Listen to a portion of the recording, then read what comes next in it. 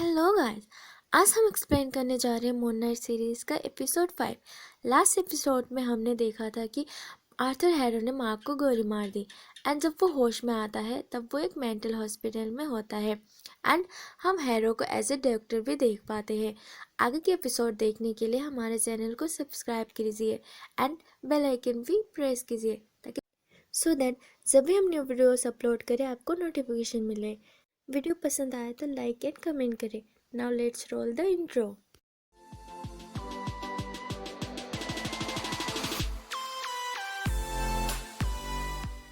Episode की starting में हम मार्क एंड स्टीवन को देखते हैं जो कि एक हिप्पोपोटामस को देख के चिल्लाते हैं एंड अचानक से हम देखते हैं कि मार्क हैरो के सामने है और हैरो अपने आप को एक डॉक्टर बता रहा है और वो मार्क को बोलता है कि मार्क तुम एक मेंटली इल पेशेंट हो और तुम इमेजिनेशन एंड रियलिटी में फ़र्क करना भूल गए हो और तुम जो भी बोल रहे हो वो सब एक इमेजिनेशन है।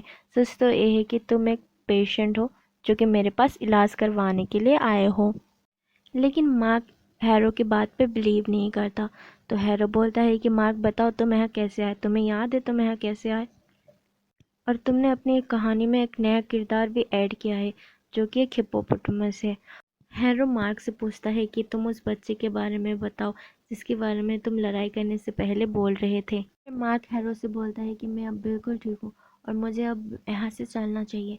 ये बोल के वो वहाँ से जाने लगता है तो फिर हैरो के आदमी आके मार्क को इंजेक्शन लगा देते हैं और वो बेहोश हो जाता है।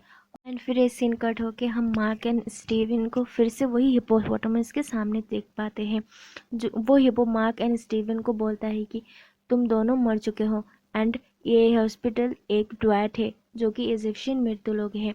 बट मार्क को बिलीव नहीं होता ये सब में एंड वो बोलता है कि डॉक्टर हैरो सही था, ये सब मेरी इमेजिनेशन है। तब मार्क स्टीवन को बोलता है कि तुम यहाँ सामने वाला डोर ओपन करोगे तो तुमको बहुत सारे पेशेंट मिलेंगे।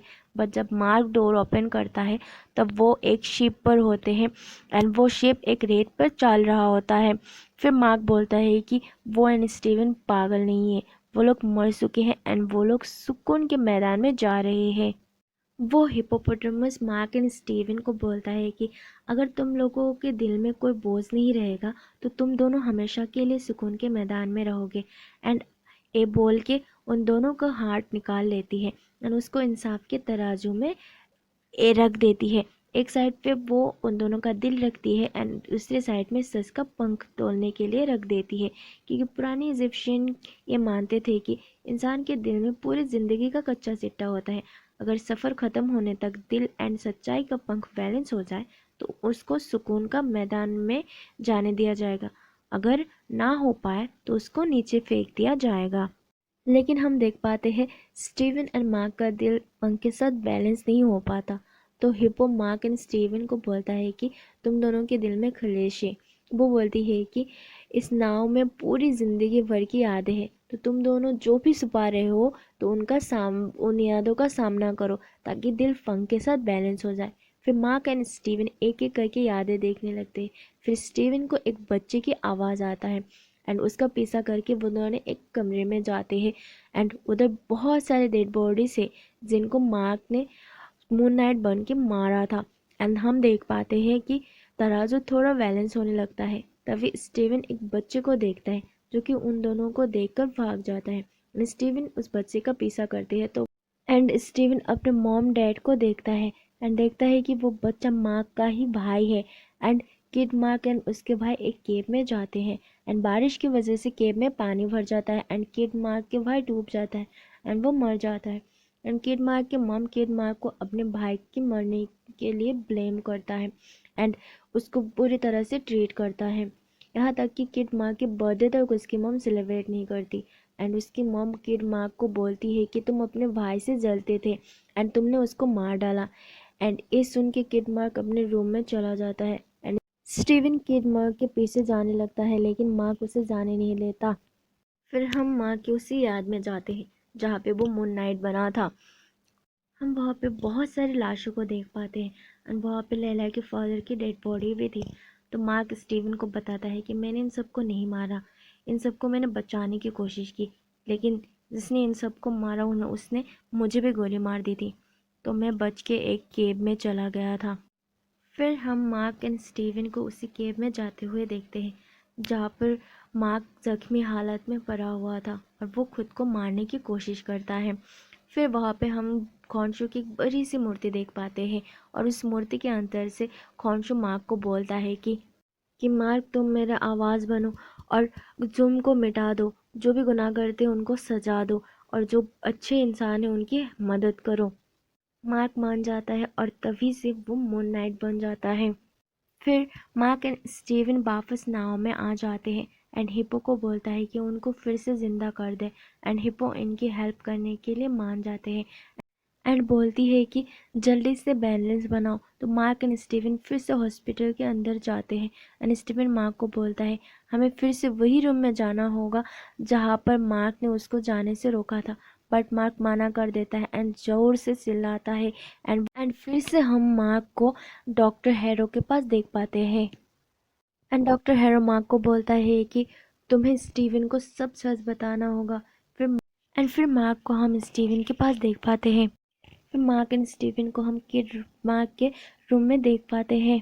हम देख पाते हैं कि किड मार्क की मॉम उसका रूम नॉक कर रहा होता है और वो डोर खोलने के लिए बोलती है एंड किड मार्क बहुत ही डर के बोलता है कि वो उसकी मॉम नहीं है एंड तभी वो किड स्टीवन में स्विच हो जाता है एंड स्टीवन के साथ हम सबको पता चलता है कि मार्क रियल है एंड स्टीवन मार्क की इमेजिनेशन है एंड ये जान के स्टीवन बहुत हर्ट होता है एंड तभी किड मार्क की मॉम रूम में आ जाती है और उसको बेल्ट से मारती है। इससे हम व्यूअर्स को पता चलता है कि मार्क जो मेंटली इल है यहाँ ये उसकी मॉम की वजह से ही है और शायद इसी ट्रॉमा से बाहर निकलने के लिए मार्क ने स्टीवन को अपने इमेजिनेशन में बनाया होगा। रूम से बाहर आने के बाद मार्क स्टीवन को बोलता है कि स्टीवन तुम जो लाइफ जी रहे हो उस लाइफ में तुम बहुत खुश हो एंड तुम्हारी मॉम अभी तक जिंदा भी है एंड इधर स्टीवन को पता चलता है कि उसकी मॉम की डेथ हो चुकी है एंड ये जान के स्टीवन बहुत पैनिक हो जाता है एंड नेक्स्ट सीन में हम स्टीवन को डॉक्टर हैरो के पास देखते हैं। स्टीवन हैरो को अपने सामने देखकर चौंक जाता है एंड उसे बोलता है कि तुम डॉक्टर बन गए एंड डिग्री भी है तुम्हारे पास और मुंह से भी है एंड बहुत शरीफ टाइप के लग रहे हो। हैरो स्टीवन को बोलता है कि स्टीवन खुद से मेंटल हॉस्पिटल में आया था जब उसकी मॉम की डेथ हो गई थी। फिर हैरो स्टीवन को बोलता है कि तुम अपने मम्मी जी से बात करना चाहते हो एंड उसकी मॉम को कॉल करके स्टीवन को देता है बट स्टीवन तभी रियलाइज़ करता है कि उसकी मॉम की सच में डेथ हो चुकी है। फिर हैरो स्टीवन को बोलता है क्या तुमने मार्क को अपनी बात रखने की मौका दी। तभी ये सीन कट होकर मार्क के मॉम की डेथ का दिन दिखाया जाता है। हम देखते हैं कि पास्ट वाला मार्क रोड साइड पे खड़ा है एंड देन मार्क को उसके डैड देख लेते। जब जब पास्ट वाला मार्क अपने फादर को देखता है तो वो उधर से चला जाता है एंड हम समझ पाते हैं कि माँ की हिम्मत नहीं हुई होगी उसकी मॉम के फ्यूनरल में जाने की। वो रोड पे बहुत ज़्यादा रोता है एंड वो सडनली फास्ट वाले स्टीवन में स्विच हो जाता है एंड अब अपने मॉम से कॉल पे बात करता है एंड बोलता है कि वो फिर से रास्ता भटक गया है एंड ये बोल के चला जाता है एंड फिर प्रेजेंट के मार्क एंड स्टीवन को दिखाया जाता है जो वही रोड पे थे। मार्क स्टीवन को बताता है कि आज से 2 महीने पहले ही उसकी मॉम की डेथ हो चुकी थी लेकिन उस दिन वो अपने मॉम को देखने की हिम्मत नहीं हुई। तब प्रेजेंट की स्टीवन मार्क को बोलता है कि मॉम ने जो तुम्हारे साथ किया वो सही नहीं था एंड उसके भाई के साथ जो भी हुआ वो उसकी गलती नहीं थी। तभी हम देखते हैं कि वो सीरीज की डोर खुल जाता है एंड वो दोनों शिप की तरफ भागते हैं। हिप्पो मार्क ने स्टीवन को बोलता है कि तुम दोनों फिर से ज़िंदा नहीं हो सकते क्योंकि तराजू बैलेंस होने से पहले ही हमारा सफ़र ख़त्म हो गया एंड हिप्पो ये भी बोलता है कि ड्वार्फ के लोग तुम दोनों को पकड़ने के लिए आएंगे। तभी रेत से बने हुए कुछ लोग मार्क पे हमला करते हैं एंड और उसे रेत में घसीट के ले जाने लगते हैं। तो तब स्टीवन मार्क को बचाने के लिए उन रेत के लोगों को लेके वो रेत पे गिर जाता है नाव के नीचे। स्टीवन रेत में गिर जाता है और रेत में जम जाता है। मार्क हिप्पो को बोट रोकने के लिए बोलता है एंड तभी हम देख पाते हैं कि तराजू बैलेंस हो चुका है एंड माँ को सुकून के मैदान में दिखाया जाता है एंड इसी सीन के साथ ये एपिसोड ख़त्म हो जाता है।